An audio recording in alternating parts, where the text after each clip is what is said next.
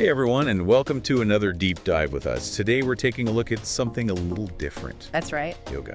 I know it's popular, but I gotta admit, Yeah. I haven't really wrapped my head around what it's all about. Well, get ready to have your mind blown because we're going deep I'm ready. into yoga's ancient history. Oh, wow. Its surprising benefits and even some practical tips on how to get started. I actually started practicing yoga a few years ago, and it completely transformed my life. Really? In what way? Well, for one thing, Okay. it helped me manage my stress level. That's huge. But it goes so much deeper than that. The word yoga itself means to join or to unite. Interesting. It's all about creating this harmony between your mind, body, and spirit. Okay, so it's not just about stretching and flexibility. Exactly. That's a common misconception. Yoga is a holistic practice with deep roots in ancient Indian philosophy. It's a way of life that emphasizes self-awareness, mindfulness, and the interconnectedness of everything.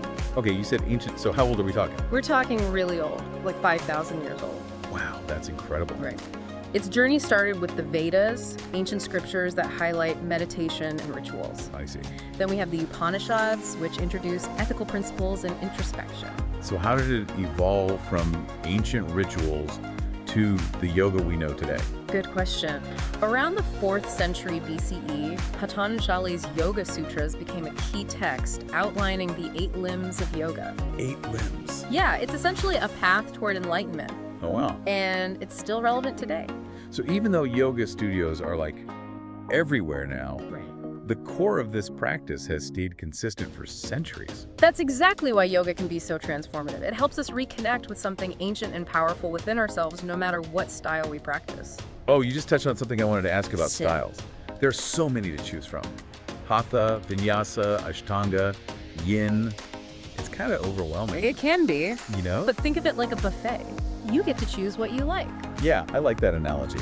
For example, Hatha is a good place to start. It combines poses and breathing exercises, preparing you for things like meditation. So that's like Yoga 101. Exactly. Then there's Vinyasa, which is more dynamic, flowing from pose to pose, syncing your breath with movement. That sounds more my speed. Yeah, it's a fantastic workout and can be really energizing. You mentioned a couple of other styles. What were they again? Oh yeah, we've got Ashtanga, which is more structured and physically demanding. It follows a specific sequence of poses, great for strength and discipline, but maybe not for a total beginner. Makes sense. And then there's Yin Yoga, which is all about slowing down, holding poses for longer, and getting deep into those connective tissues. It's very meditative. Wow, so many options. There really is a style out there for everyone. Precisely. You can experiment and find what clicks for you, but the main thing to remember is no matter the style, it's all about creating that harmony between mind, body, and spirit. Okay, so you've covered the history and the different styles, but what's in it for me? You know, what are the actual benefits of doing yoga? Oh, the benefits are amazing. They go way beyond just being flexible. Okay, let's hear. First off, yoga works wonders for your physical health. In what way?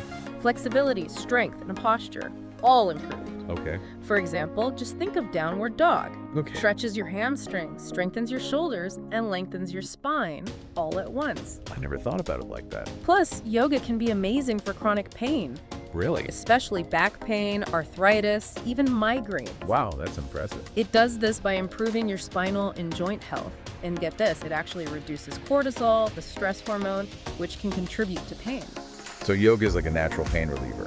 Exactly. And the mental benefits are just as powerful. Like what? Yoga is proven to relieve stress That I can believe. and promote emotional balance. Studies have shown that it quiets the mind and increases present moment awareness, something we could all use more of. Couldn't agree more. It's like a reset button for your mind. Exactly. And you don't need hours of practice to feel the benefits. Even starting your day with a few deep breaths or a short yoga flow can make a world of difference. So it's about incorporating mindfulness into our everyday lives. Absolutely. Now, what about the spiritual side of yoga? Ah, that's a beautiful aspect. Yoga helps you connect with your inner peace and self-understanding. I see. It's about developing qualities like compassion, patience, and gratitude, which not only benefits you but ripples out to your relationships and community.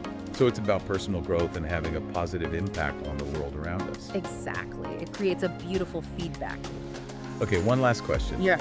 Is yoga only for flexible people? Not at all. That's one of the biggest myths out there. Yoga is for everybody, regardless of age, fitness level, or background. That's a relief to hear. It's about finding what feels good for you and honoring your body's unique needs.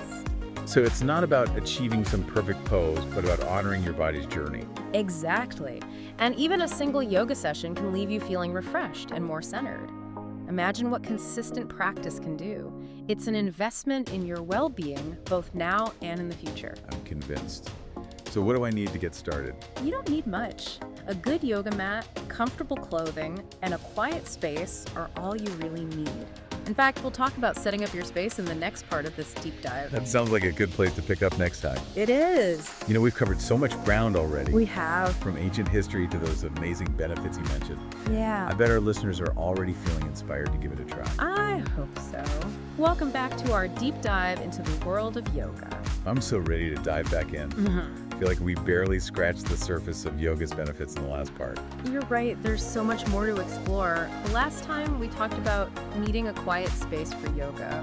What does that really mean? Yeah, what tips do you have for creating the perfect yoga environment? It's all about creating an atmosphere that really supports your practice. So do I need like a whole meditation room? Not at all, it can be much simpler than that. Okay, good. First things first, declutter.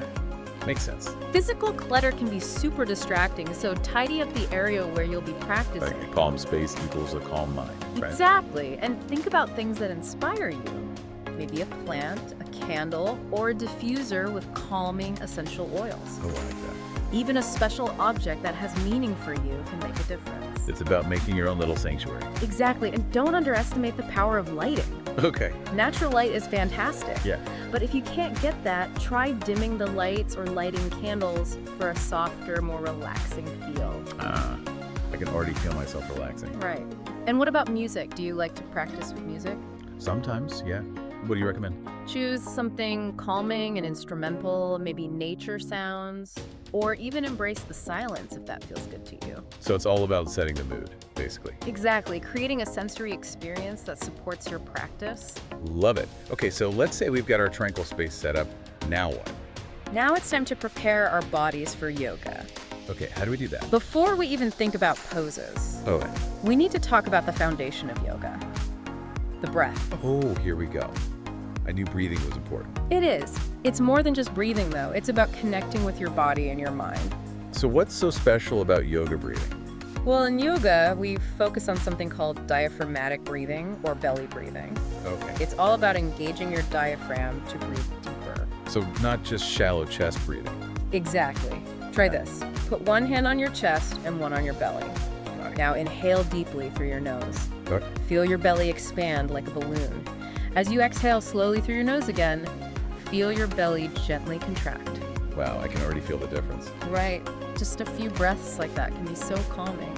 Why is this type of breathing so beneficial? Well, diaphragmatic breathing activates your parasympathetic nervous system. That sounds complicated. It's your rest and digest system. Oh, okay. It lowers your heart rate, reduces blood pressure, and promotes a sense of calm. It's like a built-in stress reliever. Exactly. And the best part is, you can practice it anytime, anywhere. I'm definitely going to be doing that. So we've covered the breath. Yeah. Now let's talk about preparing our bodies for movement. Sounds good. What should we do to warm up? Well, instead of rushing through stretches, Okay. engage in some mindful movement. What does that mean? It means moving with awareness, paying attention to how each movement feels in your body, and connecting with your breath. So we're bringing that same sense of presence from our breathing to our warm-up. Exactly. For example, try some gentle spinal rotations. Sit up tall, relax your shoulders, and inhale as you twist to the right. Okay. Bring your right hand behind you for support. Exhale and twist to the left. Oh, that feels amazing. I could already feel my spine loosening up. Right. Other good ones are gentle shoulder rolls and neck stretches. The key is to move slowly and mindfully, always connecting with your breath. It's all about prepping our bodies for the practice ahead. Exactly. So physically, we've done breathing and mindful movement. Is there anything we can do mentally to prepare for a yoga practice? Absolutely. Setting intentions is super powerful. Intentions, like what? It's like planting a seed of purpose for your time on the mat. So it's not just going through the motions, but actually bringing depth or meaning to the practice. Exactly. Your intention could be anything, really. Like what? Maybe you want to find peace, cultivate strength, or simply be present in the moment. It's like setting a goal for your practice. I like that. You got it. Now I know you're probably thinking, What? what if I'm not flexible? That's one of those big yoga myths. Yeah. You don't have to be flexible to start yoga. Yeah. That's good to hear. Yoga meets you where you are. There are modifications for every pose, and you can use props like blocks and straps to make things easier. So I don't have to worry about being super bendy right off the bat. Not at all. The key is to listen to your body and don't push yourself too hard. It's about honoring your own journey. Exactly. Speaking of journeys, there's one more thing I want to touch on before we move on to poses. What's that? Bandhas. Bandhas. What are those? They're internal energy locks that help to contain and direct energy within the body. Energy locks. That sounds a little out there. Think of them as subtle, muscular engagements that help you feel more stable and strong in your practice. Okay, I'm intrigued. Tell me more. There are three main ones we work with: Mula Bandha, Uddiyana Bandha, and Jalandhara Bandha. We'll get into the specifics later. Okay. But just know that these little engagements can really enhance your practice. So yoga really is a lot more than meets the eye. You got it. It's a practice that involves your whole being: body, mind, and spirit. I'm ready to experience all of that. Are you ready to show me some poses? Absolutely. Let's start with a foundational pose, mountain pose. Mountain pose. That sounds simple enough. It might seem simple, but trust me, it's a powerful pose. Okay, what are the benefits? It cultivates grounding, stability, and awareness. I'm ready to stand tall like a mountain. And What do I need to do? great. First, stand with your feet hip width apart and parallel. Okay, like I'm just standing normally. Now press down firmly through all four corners of your feet, feeling rooted to the earth. I feel grounded already. Good. Now lift through the crown of your head, lengthening your spine. Relax your shoulders away from your ears and gently draw your shoulder blades towards each other. I'm standing up straighter already. Wonderful. Now gently engage your core muscles, pulling your belly button in and up towards your spine. Like I'm trying to suck in my gut. Kind of. This is actually Uddiyana Bandha, the abdominal lock we talked about earlier. Oh, right. I can feel my core muscles working. Great. Now relax your arms down by your sides with your palms facing forward. Soften your gaze and bring your attention to your breath, noticing the rise and fall of your belly as you breathe deeply. Wow. I didn't realize standing could be so intricate. It's all about bringing awareness to every aspect of the pose. I'm feeling really grounded and present. That's the power of mountain pose. It's a foundation for everything else we'll do. I can't wait to learn more poses. That was amazing. I feel so grounded and energized after that. That's the power of mountain pose. It's like a home base you can always come back to. I like that. A home base. Exactly. Now, are you ready to try another pose? Yes, bring it on. This one is called Warrior 2. Warrior 2. Okay, that sounds a little more challenging. It's definitely a strength-building pose, I like a challenge. but it's also about grace and balance. Okay, tell me more. It strengthens your legs, opens up your hips and chest, Yeah, and helps you cultivate focus and determination. I could use a little more focus these days. Couldn't we all? So, to get into Warrior 2, start from mountain pose. Okay, back to our home base. Exactly. Now, step your feet wide apart, about 3 to 4 feet. Okay, got it. Turn your right foot out 90 degrees, so your toes are pointing to the right side of your mat. Then, angle your left foot slightly inwards. Okay, my stance feels pretty strong already. Good. Now, bend your right knee deeply. Okay, Aim for your right thigh to be parallel with the floor. I feel a stretch. You got it. Keep your left leg straight and strong, pressing through the outer edge of your left foot. Okay, feeling it. Now extend your arms out to the sides, parallel to the floor, reaching actively through your fingertips. Wow, this is a workout. Relax your shoulders down away from your ears and gaze softly over your right hand. This pose is powerful. I feel like a warrior. That's the idea. Warrior 2 is all about embodying that inner strength. Any tips on alignment so I don't hurt myself? Of course, make sure your right knee is stacked directly over your right ankle. It shouldn't be collapsing inward. Got it. Keep your torso upright, no leaning or twisting. Okay. And remember to engage your core for stability. Okay, knee aligned, torso straight, core engaged. Check. And don't forget to breathe. Oh, right. Breathing. It's so important in yoga. It is. Keep those deep, steady breaths flowing. Okay, taking a deep breath in and out. When you're ready, gently straighten your right leg, turn your feet back to parallel, and return to mountain pose. Ah, back to home base. My right leg feels so much more open. Great. Now let's repeat on the other side to balance things out. Got it. Warrior 2 on the left side. Here we go. Starting in mountain pose, step your feet wide apart, turning your left foot out 90 degrees and your right foot slightly inwards. Okay. Now bend your left knee deeply, extend your arms out to the sides, and gaze over your left hand. Remember those alignment points we talked about? This side feels tighter than my right side. That's totally normal. Our bodies aren't perfectly symmetrical. I guess that's why we do both sides. Exactly. Yoga helps us bring awareness to those imbalances. I'm already feeling more balanced just from these few poses. That's great to hear. When you're ready, straighten your left leg, turn your feet back to parallel, and return to mountain pose. I feel amazing. Warrior 2 is definitely a pose I'm going to keep practicing. Awesome. Now for something completely different. Okay, what's next? Let's try a pose that's all about finding stillness and surrender. Surrender. Okay, I think I need that after Warrior 2. This one is called Child's Pose. Child's pose.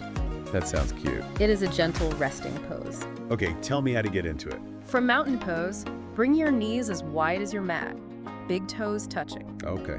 Gently lower your hips back towards your heels and rest your forehead on the mat. My back already feels better. Extend your arms forward if you like, or bring them alongside your body with your palms facing up. This feels amazing.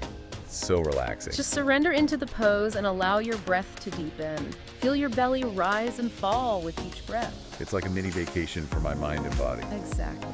Child's pose is a great reminder that it's okay to let go and just be. So true. How long do you usually stay in this pose? As long as you need. Listen to your body. Makes sense. When you're ready to come out, gently walk your hands back towards your body. Press through your palms to lift your torso and return to a seated position. I feel so refreshed. Remember, as you continue your yoga journey, it's all about honoring your body. I'm learning that. Some days you might feel like doing challenging poses. Like Warrior 2, Exactly.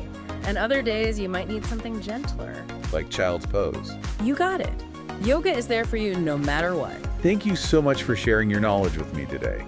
I feel like I have a solid foundation to start my own yoga practice. It was my pleasure. Remember, yoga is about self-discovery. Enjoy the journey. To all our listeners out there, we hope you feel inspired to try yoga for yourself. It's for everyone. Start small, be consistent, and most importantly, have fun. Until next time, Namaste, Namaste.